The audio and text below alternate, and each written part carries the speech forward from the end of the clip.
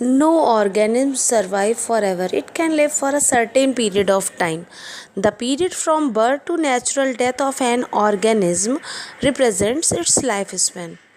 It is important to note that the lifespan of organisms are not necessarily correlated with their size and body mass. Example, the size of a crow and parrot are of similar size, but check up their lifespan, they are different. Similarly, a mango tree has a much shorter lifespan as compared to the people tree. Lifespan of few organisms are, for example, banana plant have 25 years lifespan and rice plant have 3 to 4 months. Rose plant have 6 to 10 years and banyan tree has 250 to 300 years.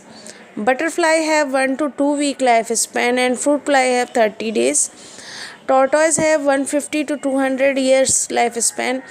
In case of crocodile, it is 60 years. Parrot have 140 years lifespan and crow has 15 years. Elephant have 6 to 80 years lifespan and dog has 20 to 30 years.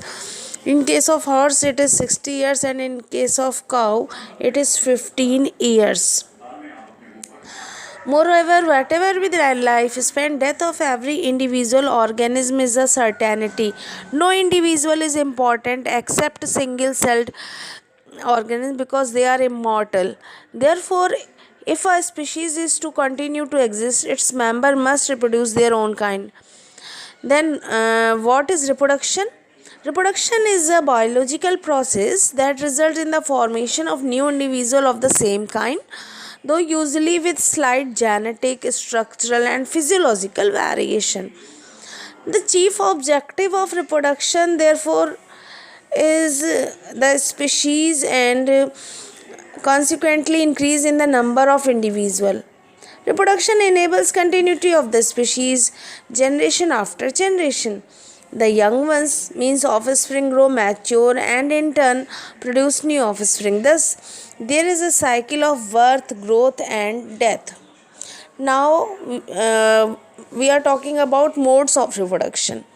There is a large diversity in the biological world, and each organism has evolved its own mechanism to multiply and produce offspring. The organism's habitat, its internal physiology, and several other factors are collectively responsible for how it reproduced. Based on whether there is a participation of one organism or two in the process of reproduction, it is of two types: asexual and sexual. When offspring produced by a single parent by the formation of a specialized asexual reproductive structure by the parent body, the reproduction is asexual. Asexual reproduction is an accessory means of propagation and do not bring together genes from different cell linkage. In contrast, sexual reproduction involves fusion of two dissimilar gametes, which leads to certain of new combination of genes by pulling together the genes derived from the two different parents in one line of descent. Now we are talking about asexual reproduction. In asexual reproduction, a single organism is capable of producing its own kind. That is, participation of two organisms is not required and the individual produced are genetically identical and are thus exact copy of the parent. Now, what is clone? The term clone is used to describe such morphologically and genetically similar individuals. It ensures rapid multiplication and is especially useful where an organism needs to colonize a localized area in a short time. The individual do not produce gametes by meiosis and hence no fertilization takes place. Only mitotic division, cell division occurs. Asexual reproduction is found usually in unicellular organisms such as protozoans. It also occurs in lower organisms like sponges, coelentrates, and certain flatworms. It is absent in higher invertebrates and all vertebrates. It has following methods. Number one is fission. It is one of the most common method of asexual reproduction.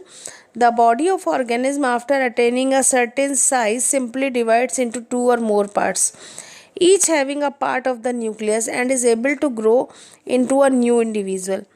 There are two types of fission. Number one, binary fission. In binary fission, two individuals are formed to form a single parent.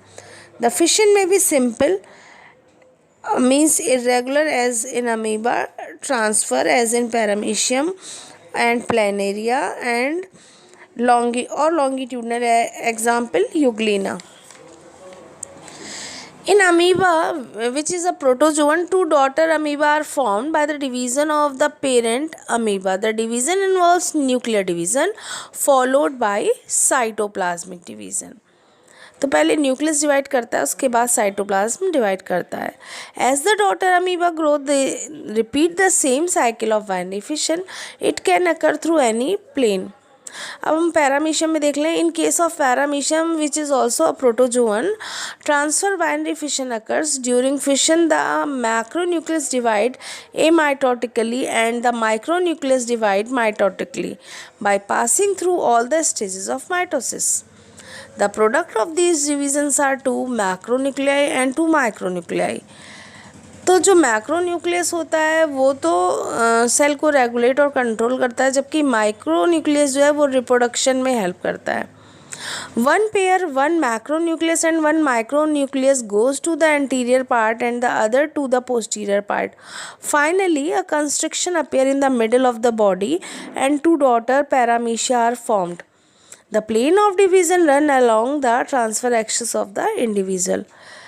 Now, in case of planaria, which is a platyhelminthes, also reproduces asexually. It is also reproduces asexually by transfer binary fission.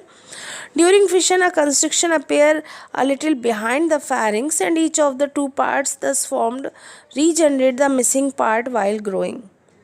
And in case of Euglena, which is also a protozoan, longitudinal binary fission occurs. During fission, locomotory activities are suspended and sometime the flagellum is also withdrawn. इसका flagella गिर जाता है और उसकी activities जो है वो कम हो जाती हैं. First the blepharoplast divide and this is followed by eumitotic division of the nucleus. The cleavage furrows start from the reservoir and then proceed longitudinally to divide the animal into two. Regeneration of lost part in the two daughter euglena occur immediately after division. The plane of division passes along the longitudinal axis of the animal. Now I am talking about multiple fission. I already told you fission is divided into two types, binary and multiple. So in case of multiple fission, the parent body divided into many daughter organisms, as in amoeba Plasmodium vivax. Plasmodium vivax, you know, it is a malarial parasite.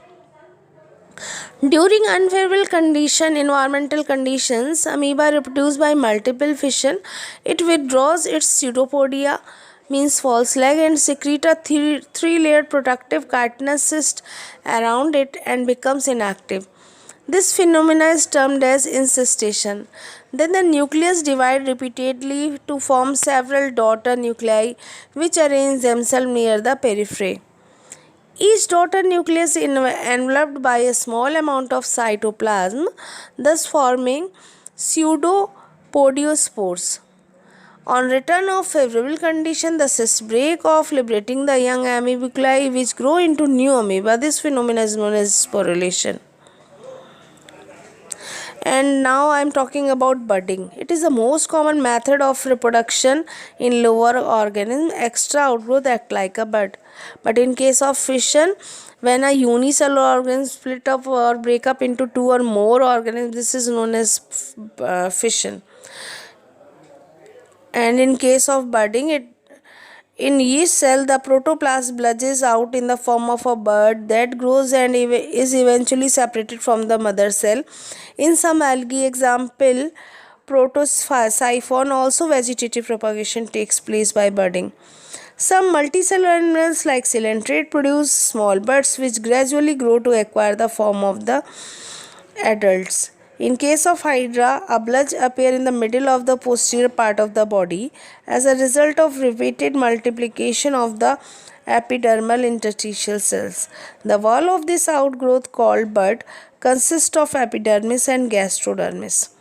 The anterior lumen of the bud is incontinuous with the parent gastrovascular cavity cylindron. The bud gradually grow in size and develop a mouth and a circlet of tentacle as its free end. Then it get detached from the detached means separate out from the parent body. Eventually it developed into a full-fledged independent organism. The bud in Hydra is exogenous external bud.